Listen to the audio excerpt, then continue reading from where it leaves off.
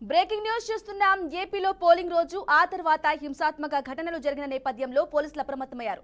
Counting రోజు కూడా అల్లర్లు జరిగే అవకాశం ఉందన్న ఇంటెలిజెన్స్ రిపోర్ట్తో అలర్ట్ అయ్యారు. ఇక ఇదే విషయంపై మరింత సమాచారం మా ప్రతినిధి అనంతపురం నుంచి రవిచంద్ర లైవ్ లో అందిస్తారు. రవిచంద్ర, చెప్పండి. బ్రాహ్మణి, ఏదైతే ఈ రాష్ట్ర వ్యాప్తంగా పోలింగ్ తర్వాత పోలింగ్ రోజు జరిగిన అల్లర్ల నేపథ్యంలో పెద్ద ఎత్తున ఏదైతే అనేక మంది గాయపడ్డారో అనేక సంఘటనలు జరిగాయి. దీనికి సంబంధించి ఏదైతే ఎన్నికల సంఘం సీరియస్గా తీసుకున్న నేపథ్యంలో ఎన్నికల సంఘం ఆదేశాల మేరకు ఇప్పుడు పోలీసులందరూ కూడా రాష్ట్ర వ్యాప్తంగా అత్యంత సమస్యాత్మక ప్రాంతాలను గుర్తించి ఆ సమస్యాత్మక ప్రాంతంలో గతంలో ఎన్నికల సందర్భంలో ఎవరైనా నేరాలకు పాల్పడ్డారు కానీ అల్లర్లకు పాల్పడిన వారందరినీ కూడా గుర్తిస్తున్నారు. మరోవైపు ఏదైతే ఈ పోలింగ్ రోజున జరిగిన అల్లర్లకు సంబంధించి కానీ పోలింగ్ తర్వాత జరిగిన అల్లర్లకు సంబంధించిన కేసుల్లో ఎవరెవరైతే నిందితులు ఉన్నారో వీరందరూ కదలికల మీద కూడా నిఘా ఉంచారు. మరోవైపు జల్లెడ పడుతున్నారు. రెండోది ఎవరెవరైతే ఎక్కడెక్కడ ఉన్నారో వాళ్ళందరినీ కూడా అరెస్టులు చేసేందుకు స్థానిక పోలీసులందరూ కూడా పెద్ద ఎత్తున ప్రత్యేక బృందాలను ఏర్పాటు చేసి వారి కోసం గాలింపు చర్యలు చేపట్టారు. రెండోది తాడపత్రికి సంబంధించిన ఒకసారి మనం చూస్తే తాడపత్రి పట్టణంలో ప్రతి రోజు వారీగా ఖచ్చితంగా కూడా కవాత నిర్వహిస్తున్నారు. రెండోది ఈ నియోజకవర్గ వ్యాప్తంగా కూడా ఎవరైతే గ్రామాల వారీగా కూడా గతంలో నేరాలకు అంటే అల్లర్లకు పాల్పడిన వారు ఎవరైతే ఎన్నికల్లో అల్లర్లకు పాల్పడిన వారి కదలికల మీద నిఘా ఉంచారు. మరోవైపు ఈ మొన్న జరిగిన అల్లర్లలో దాదాపు 728 మంది మీద కేసులు నమోదు చేశారు. 332 మందిని ఇప్పటికే గుర్తించడం జరిగింది. ఇప్పటికే 90 మందిని అరెస్ట్ చేశారు. మరో 25 మందికి పైగా కూడా అదుపులోకి తీసుకున్నారు. మరి అనేక మంది కదలికల మీద సమాచారం ఉన్న నేపథ్యంలో ప్రత్యేక బృందాలు ఎక్కడికక్కడ కూడా గాలింపు చర్యలు చేపడుతున్నాయి. అరెస్టుల కోసం వారి కోసం ప్రత్యేక నిఘా ఉంచారు. మరోవైపు దీంతో పాటు ఎన్నికల కౌంటింగ్ రోజు కూడా అల్లర్లు జరుగుతాయని ఏదైతే కేంద్ర ఇంటెలిజెన్స్ ఇచ్చిన సమాచారం మేరకు సమస్యాత్మక ప్రాంతాలు అత్యంత సమస్యాత్మక ప్రాంతాలతో పాటు కౌంటింగ్ రోజు కౌంటింగ్ తర్వాత కూడా ఎక్కడ కూడా గొడవలు జరగడానికి అవకాశం లేకుండా తీసుకోవాల్సిన భద్రతా చర్యల మీద కూడా జిల్లా అధికార యంత్రాంగం ప్రత్యేకంగా దృష్టి సారించింది. ఈవెన్ కౌంటింగ్ కేంద్రం వద్ద కూడా ఏ ఒక్కరు కూడా అల్లర్లు చేయడానికి అవకాశం లేకోకుండా వారి కదలికల మీద నిఘా ఉంచడంతో పాటు 3 అంచెల భద్రతను కూడా ఏర్పాటు చేసింది. పూర్తిగా కూడా నిఘా కెమెరా నీడలో కూడా ఈ కౌంటింగ్ కేంద్రాన్ని మొత్తం జేఎన్టీని అంతా కూడా పెట్టింది.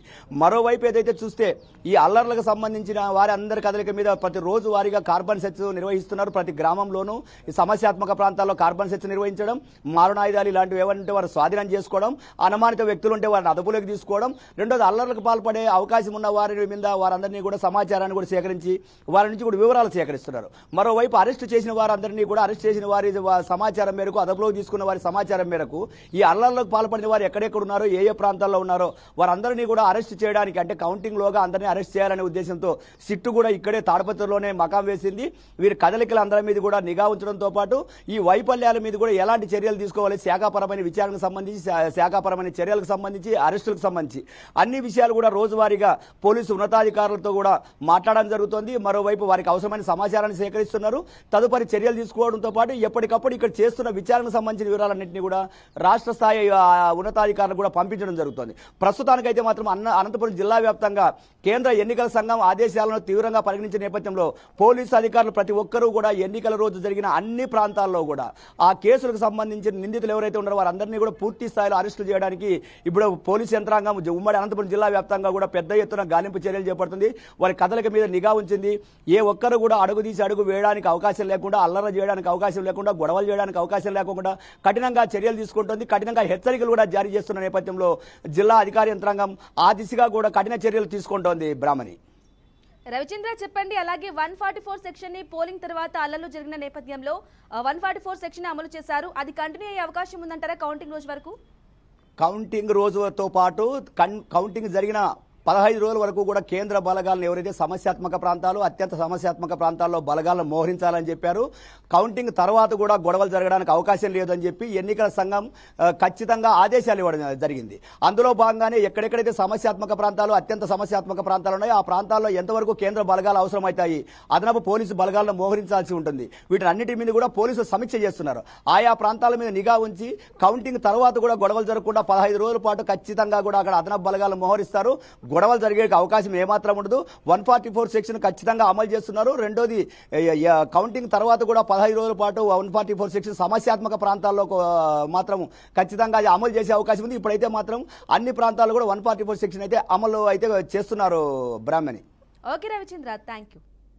రైట్, ఇదే విషయానికి మరింత సమాచారం మా ప్రతినిధి విజయవాడ నుంచి శ్రీనివాస్ అందిస్తారు. శ్రీనివాస్, చెప్పండి.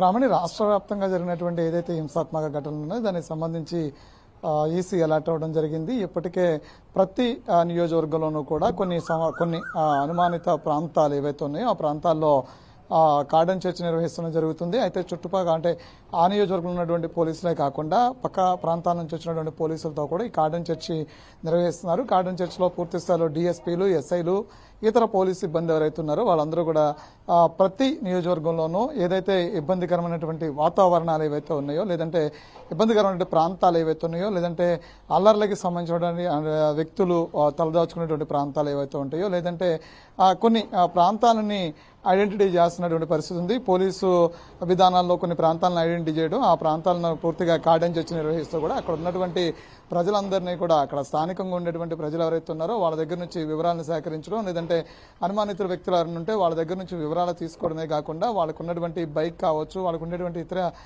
ఏదైనా వెహికల్స్ కావచ్చు, అదేవిధంగా వాళ్ళు ఉన్నటువంటి డాక్యుమెంట్స్ కావచ్చు, ఏదో ఆధార్ కార్డు కావచ్చు, రేషన్ కార్డు, ఇతర ఏవైతే ఉన్నాయో దూర ప్రాంతాల నుంచి వచ్చి ఇక్కడ ఉంటున్న వాళ్ళు కానీ, లేదంటే ఐడెంటిటీ లేకుండా ఉంటున్న వాళ్ళు కానీ వాళ్ళని ఐడెంటిఫై చేయడం, వాళ్ళ మీద కేసులు నమోదు చేయడం, ఫర్దర్గా దాని మీద తీసుకున్నటువంటి చర్యలు ఏవైతే ఉన్నాయో పోలీసు ఆ విధమైనటువంటి చర్యలు తీసుకుంటూ వెళుతున్నారు. అయితే ఈ కార్డన్ చర్చ్ వల్ల అప్పటికే రాష్ట్రంలో పరిస్థితులు ఎలా ఉండబోతున్నాయి, కౌంటింగ్ పరిస్థితి రానున్న రోజుల్లో కౌంటింగ్కి దగ్గర పడే కొద్దీ కూడా కొన్ని సమస్యలు ఉత్పన్నమైనటువంటి పరిస్థితి ఉంది. గతంలో జరిగినటువంటి ఏదైతే పోలింగ్ తేదీన జరిగినటువంటి హింసాత్మక ఘటనలు ఉన్నాయో తిరిగి మరలా కౌంటింగ్ రోజు అలాంటి ఘటనలు పునరావృతం కాకూడదు అనే ఉద్దేశంతో కూడా ఇంటెలిజెన్స్కి ఎప్పటికప్పుడే పూర్తి స్థాయిలో నిఘా ఏర్పాటు చేయడం జరిగింది. ఇంటెలిజెన్స్ నిఘా వర్గాలు ఏవైతే ఉన్నాయో ఎప్పటికప్పుడే ఇటు ఈసీకి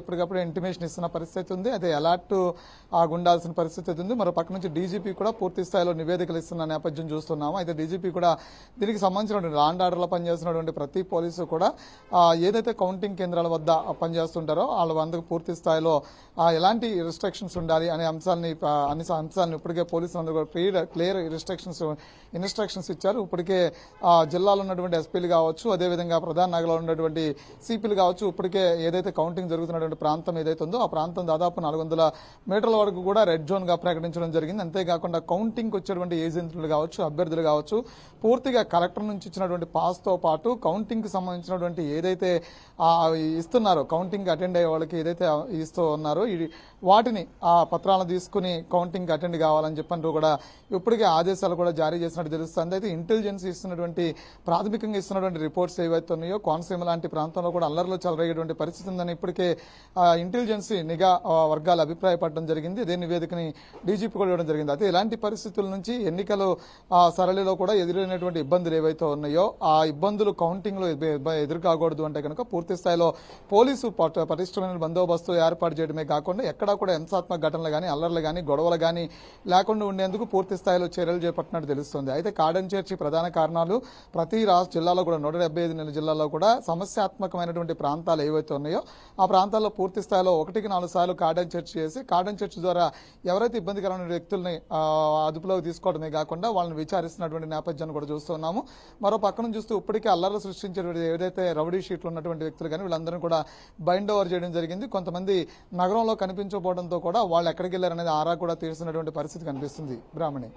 ఓకే శ్రీనివాస్, అలాగే చెప్పండి, మనం ఇంతకు ముందు కూడా పల్నాడు జిల్లాలో ఇంతవరకు పూర్తిగా పల్నాడు జిల్లాలో రాష్ట్ర వ్యాప్తంగా కార్డన్ సెర్చ్ ను నిర్వహించారు. పల్నాడు జిల్లాలో ముఖ్యంగా సమస్యాత్మక ప్రాంతాల్లో పోలీసులు ఎటువంటి నిఘా ఉంచారు? నిఘా అంటే ఇంటింటి సోదాలతో పాటు 2 కంటే 3 వ్యక్తులు గుమికూడవద్దు అలాంటి 144 సెక్షన్ ను అమలు చేశారు.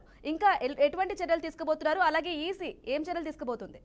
ఈసీ ఇచ్చినటువంటి ఆదేశాలు ఏవైతే ఉన్నాయో మొత్తం అంతా కూడా రాష్ట్ర వ్యాప్తంగా కూడా 144 సెక్షన్ అమలు చేయండి అని చెప్పడం జరిగింది. అయితే కౌంటింగ్ కేంద్రాల వద్ద ఎవరో కూడా గుంపులు కూడకుండా ఉండేందుకు కూడా చర్యలు చేపట్టాలంటే చెప్పింది. దాన్ని రెడ్ జోన్ గా ప్రకటించడం జరిగింది. అంతేకాకుండా ఏదైతే దాడులకు సంబంధించినటువంటి అంటే అక్కడ హింసాత్మక ఘటనలు చెలరేగిన పరిస్థితుల్లో పెట్రోల్ బాంబులు విసురుకున్నటువంటి పరిస్థితి కూడా చూసాం. కాబట్టి పెట్రోల్ బాటిల్లో కూడా పెట్రోల్ కొట్టొద్దు అంటూ కూడా ఈసీ గత కొద్ది రోజుల కిందటే అన్ని పెట్రోల్ బంకు యాజమాన్యాలకి పూర్తిగా నోటీసులు కూడా ఇవ్వడం జరిగింది. పోలీసుల ద్వారా నోటీసులు కూడా ఇచ్చినటువంటి పరిస్థితి ఉంది. అలా కాదని చెప్పని ఎవరైనా నిబంధనలకు వ్యతిరేకిస్తే గనక పెట్రోల్ బంక్ మీద వెంటనే యాక్షన్ తీసుకునేటువంటి నేపథ్యాన్ని కూడా మనం చూస్తున్నాం. అదేవిధంగా ఏదైతే హింసాత్మక ఘటనలు జరిగినటువంటి ప్రాంతాలు ఏవైతే ఉన్నాయో ప్రాంతాల మీద ఈసీ ఇప్పటికే సిట్ విచారణ జరిగించింది. సిట్ విచారణలో అనేక అంశాలు కూడా వెలుగులో రావడం జరిగింది. దానికి సంబంధించిన సిట్ విచారణలో అనేక అంశాలు వెలుగులో రావడం కానీ దాదాపుగా 150 పేజీలకు సంబంధించినటువంటి నివేదికని సిట్ 3 ప్రాంతాల నుంచి కూడా చేసినటువంటి దర్యాప్తు ఏదైతే ఉందో దర్యాప్తు నివేదికను ఇప్పటికే ఈసీకి పంపించినటువంటి పరిస్థితి ఉంది. అయితే ఇవన్నీ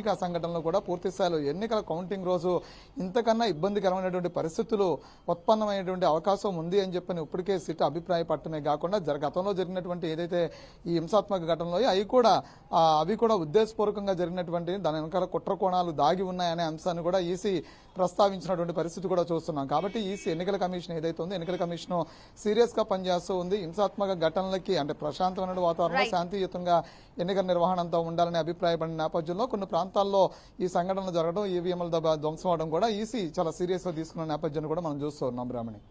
ఓకే శ్రీనివాస్, థాంక్యూ.